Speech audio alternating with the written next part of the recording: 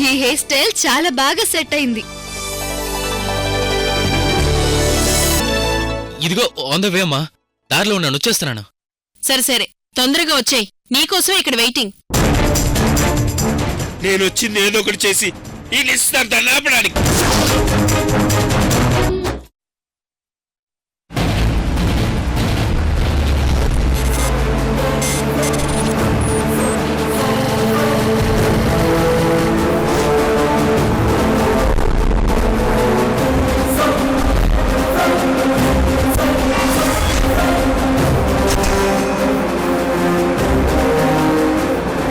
ఈ నిశ్చితార్థం జరగకూడదంటే ఇలా దేవుడు కోరుకుంటుంటే ఆ నిశ్చితార్థ పొంగరాలు తీసుకురమ్మని అత్తయ్య నన్నే పంపిస్తుందా? కనీసం పార్థుకైనా ఫోన్ చేసి విషయం చెప్దామనుకుంటే వాడి ఫోన్ స్విచ్ ఆఫ్ లో ఉంది. అసలు వాడు ఎక్కడున్నాడో ఏంటో.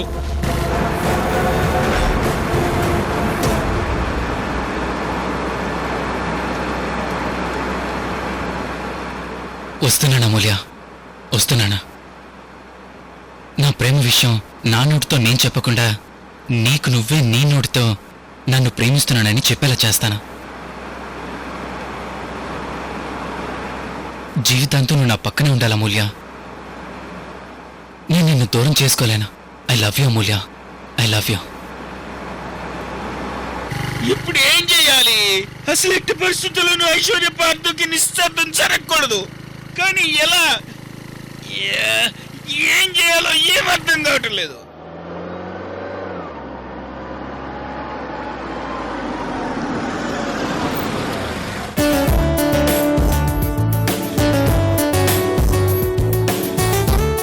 అమూల్యకి సోంపాపిడి అంటే చాలా ఇష్టం. ఈ షాప్లో సోంపాపిడి చాలా స్పెషల్గా ఉంటుంది.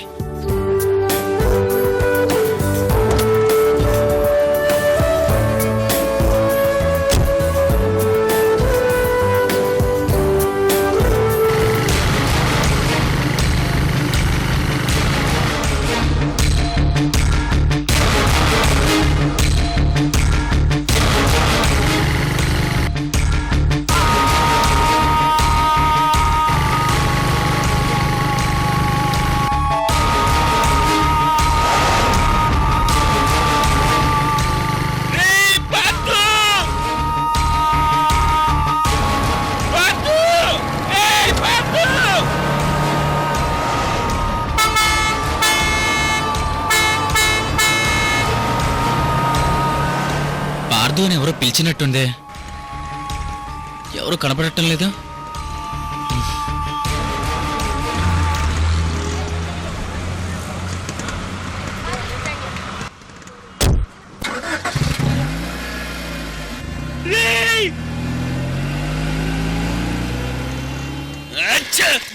ఇప్పుడే బస్ అంటే రావాలా?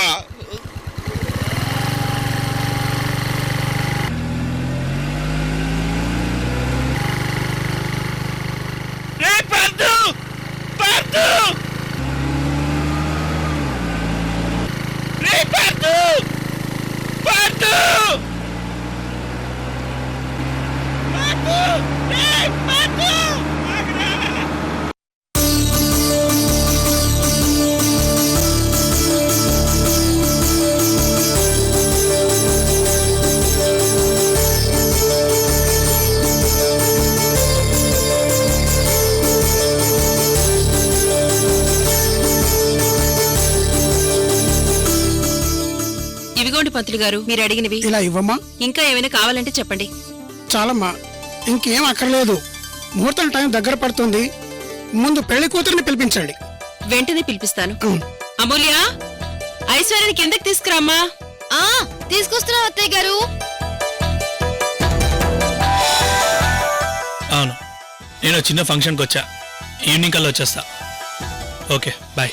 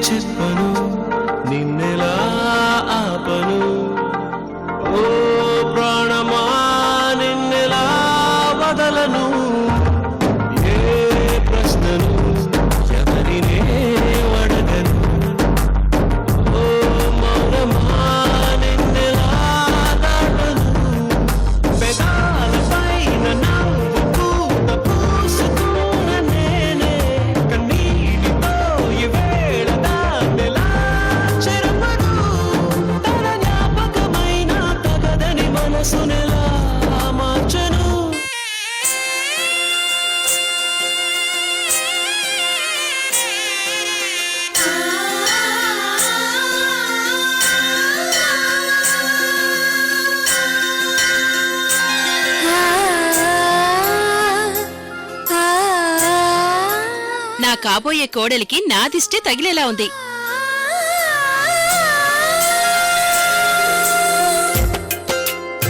వెంటనే దిష్టి తీసేయాలి. అమూల్య, వెళ్ళి గుమ్మడికాయ తీసుకురామ్మా. ఇప్పుడే తెస్తాను అత్తయ్య గారు.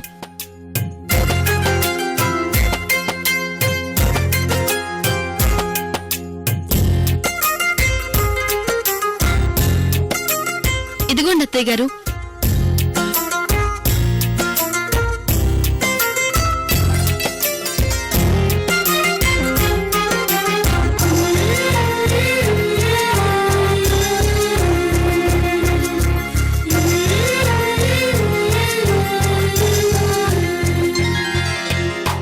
ఏ త్రిపుర, ఈ గుమ్మడికాయని ఇంటి ముందు పడేసిరా. నేను పడేయాలా? అవును, నువ్వే. ఇదిగో.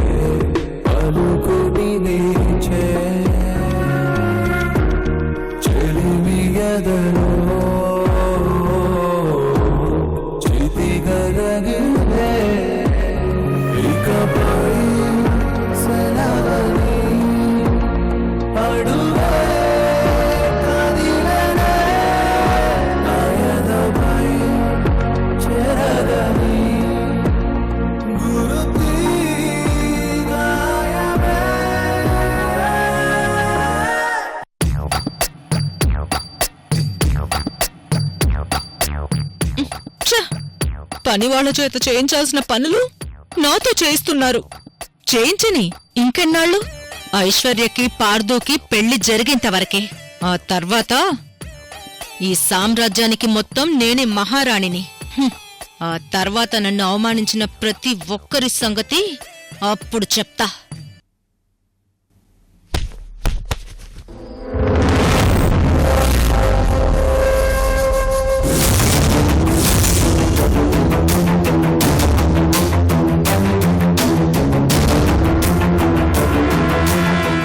ఇదేంటి, గుమ్మడికాయ ఇలా నల్లగా మారిపోయింది?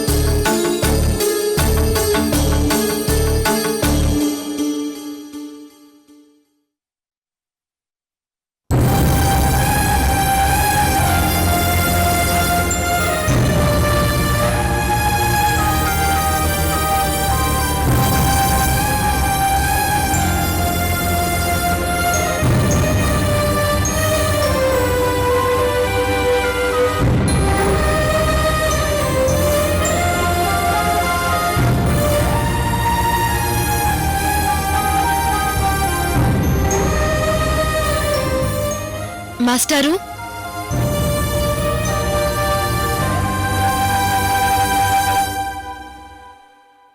చెప్పండమ్మా, ఏంటి?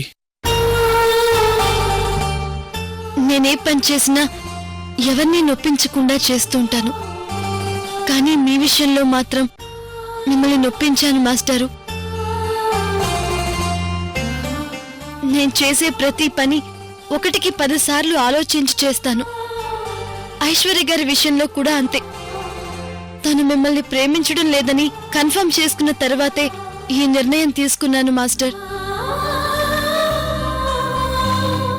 నేను ఈ నిర్ణయం తీసుకున్నందుకు మీకెంత బాధగా ఉంటుందో నేను అర్థం చేసుకోగలను. కానీ నాకింతకు మించి వేరే మార్గం ఏమీ కనిపించలేదు. ఇందులో నేనేమైనా తప్పు చేసుంటే నన్ను క్షమించండి మాస్టారు. అయ్యో అమ్మా, ప్లీజ్ మీరు బాధపడకండి. ఎవరైనా చూస్తే బాగోదు. మీ గురించి నాకు తెలుసమ్మా. మీరేదైనా పని చేశారంటే ఖచ్చితంగా దానికి ఏదో ఒక రీజన్ ఉండే ఉంటుంది. అయినా ఇందులో మీరు బాధపడాల్సింది ఏదీ లేదమ్మా. నేను ఐశ్వర్యాన్ని ఎప్పుడో మర్చిపోయాను. ఎందుకు మాస్టర్ అబద్ధం చెప్తున్నారు?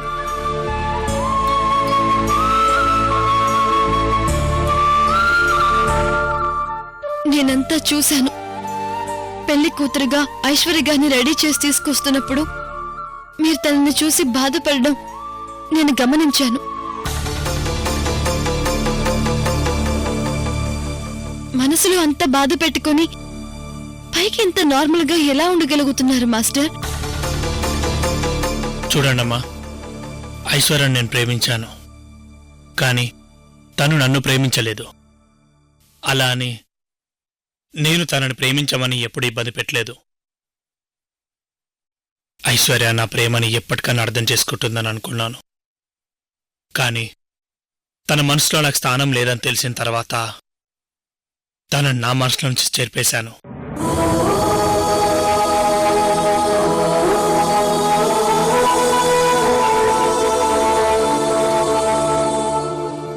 ఇంతకుముందు కూడా నేను ఐశ్వర్యం చూసి బాధపడేది నిజమే.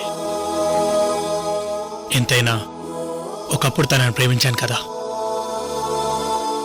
అందుకే కాస్త బాధేసింది అంతే.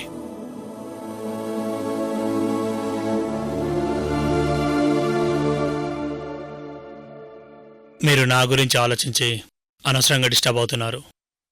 ముందు నా గురించి కాకుండా ఈ ఎంగేజ్మెంట్ గురించి ఆలోచించండి. పదండి.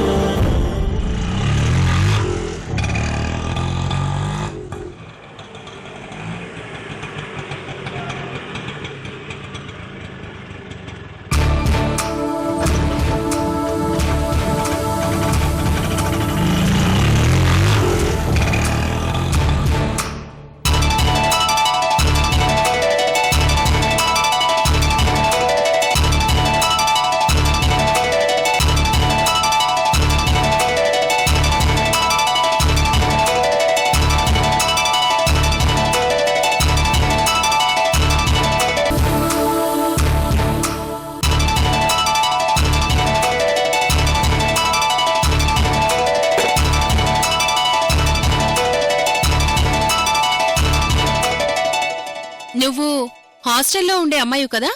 అవునంటీ. నీ పేరు సరోజ కదా? అచ్చరే, నువ్వేంటమ్మా ఇలా వచ్చావు? అమూల్య నాకు ఫోన్ చేసి ఈ రోజు ఇంట్లో ఏదో ఫంక్షన్ ఉందని నన్ను ఇన్వైట్ చేసిందా ఆంటీ, అందుకే వచ్చాను. ఓ, అమూల్య చెప్పిందా? ఎవరన్నా పూర్ణ? తన పేరు సరోజ. అమూల్య హాస్టల్లో ఉన్నప్పుడు తన రూమ్మేట్. మా హస్బెండ్ సూర్యనారాయణ. నమస్తే అంకుల్. నమస్తే అమ్మా. అవునా ఆంటీ, ఇక్కడ ఏం ఫంక్షన్ జరుగుతుంది? ఫంక్షన్ కాదమ్మా, నిశ్చితార్థం. నిశ్చితార్థమా? ఎవరికి? ఇంకెవరికి? మా అబ్బాయి పార్దుకి, ఐశ్వర్యకి.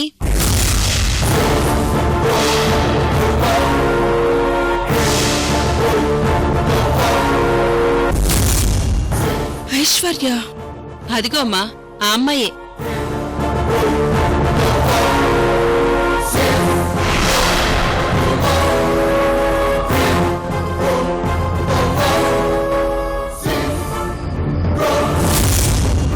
అవునన్న పూర్ణ, ఇంతకీ ఎంగేజ్మెంట్ రింగ్స్ ఎక్కడా? జంబోను పంపాం కదండి, తీసుకొస్తాడు. Okay, excuse me. అమ్మా సరోజ, అమూల్య ఇక్కడే ఎక్కడో ఉండుంటుంది, వచ్చేస్తుందిలే, కూర్చో. నాకు కాస్త పనుంది.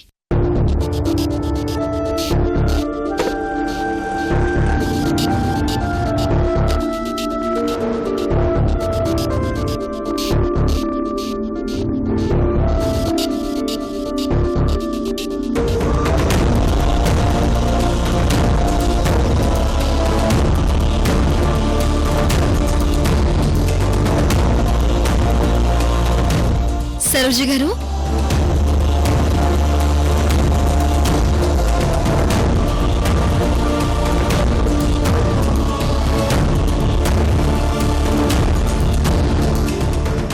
సరోజ గారు, ఎంతసేపైంది మీరు వచ్చి? ఇప్పుడే వచ్చాను అమూల్య. సరే పదండి, మీకు పెళ్లి కూతుర్ని పరిచయం చేస్తాను. నేనే నీతో మాట్లాడాలి, బయటికి రా.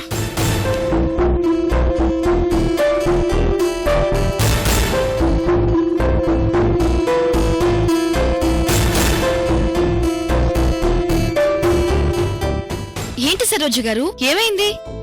అసలు ఇక్కడేం జరుగుతుంది? పార్థుకి ఇంకో అమ్మాయితో ఎంగేజ్మెంట్ ఏంటి? అవును, పార్థు గారికి ఐశ్వర్య గారికి ఈ రోజు ఎంగేజ్మెంట్ జరగబోతోంది.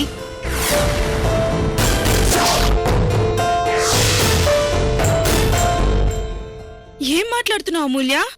వాళ్ళిద్దరికి ఎంగేజ్మెంట్ జరుగుతుంటే నువ్వెందుకు సైలెంట్ గా ఉన్నావు? సైలెంట్ గా ఉండడం ఏంటండి? అసలు ఎంగేజ్మెంట్ జరిపిస్తుందే నేను.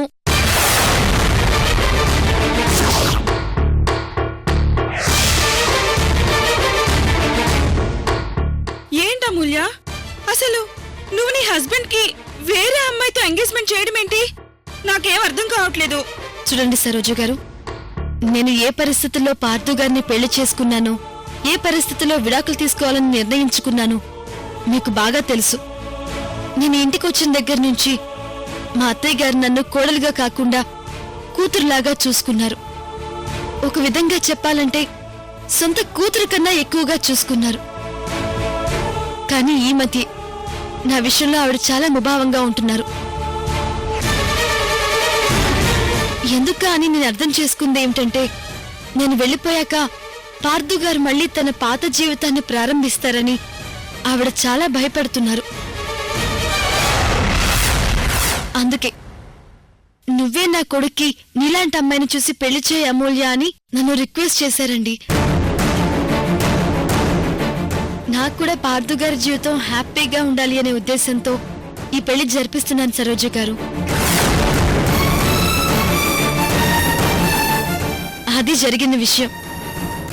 ఇప్పుడు నేను పార్థు గారికి ఐశ్వర్య గారికి పెళ్లి చేసి ప్రశాంతంగా ఇంట్లో నుంచి శాశ్వతంగా వెళ్ళిపోతాను.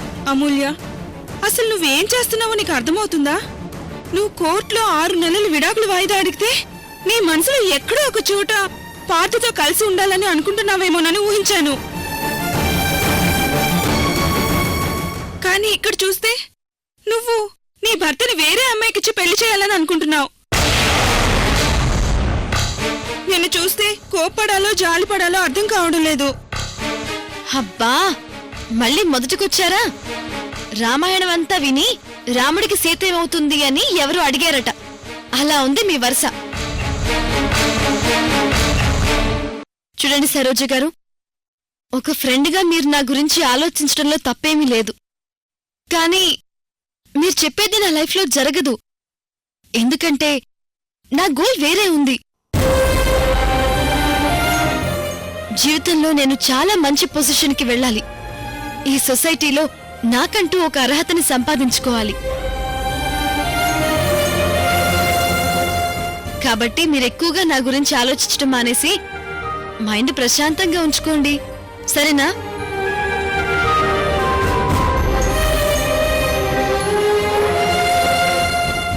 ఇంకా ఏంటి ఆలోచిస్తున్నారు? Be cool. పదండి, పెళ్లి కూతుర్ని పరిచయం చేస్తాను, రండి. అమూల్య, నువ్వు నీ ఫ్యూచర్ కోసం తల్లిదండ్రుల్లాంటి అత్తమామల్ని, దేవుళ్లాంటి భర్తని దూరం చేసుకుని వెళ్లిపోవాలనుకుంటున్నావు. కానీ ఈ కుటుంబమే నీ ఫ్యూచర్ అని తెలుసుకోలేకపోతున్నావు.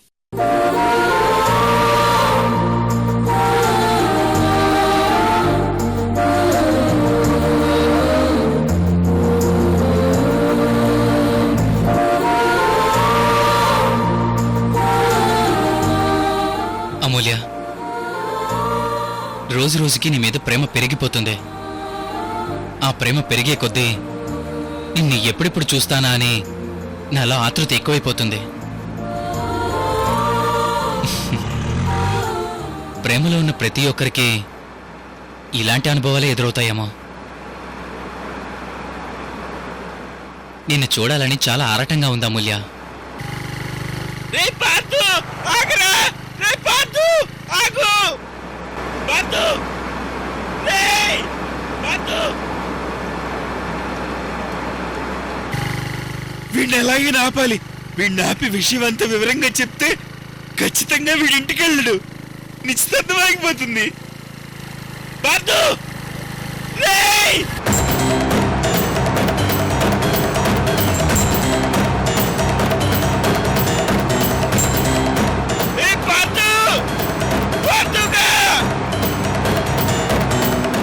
ఇప్పుడు ఒకవేళ పార్థు గారి ఇంటికి వెళ్తే వీడికి నిశ్చితార్థం ఇష్టం లేకపోయినా చెల్లెమ్మ అత్తయ్య ఇద్దరూ కలిసి ఏదో విధంగా వీడిని కన్విన్స్ చేసి నిశ్చితార్థం చేసేస్తారు. ఏదేమైనా సరే ఆ ఘోరం జరగకుండా నేను ఆపాలి. Partha! పార్థుగా!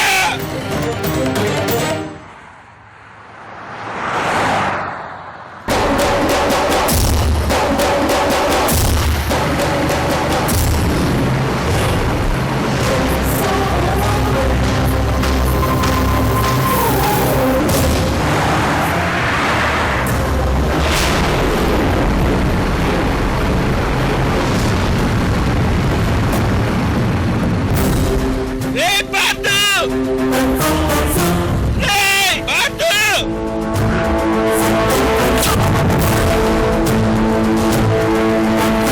Hey, Pato! Hey, Pato!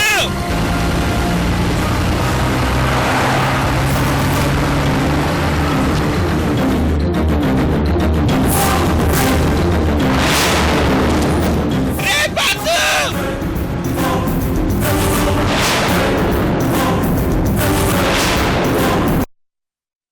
ఇంకో 15 నిమిషాల టైం మాత్రమే ఉంది. ఆ టైం లోపల పెళ్లి కొడుకు రావాలి, లేదంటే ఈ నిశ్చితార్థం జరగదు.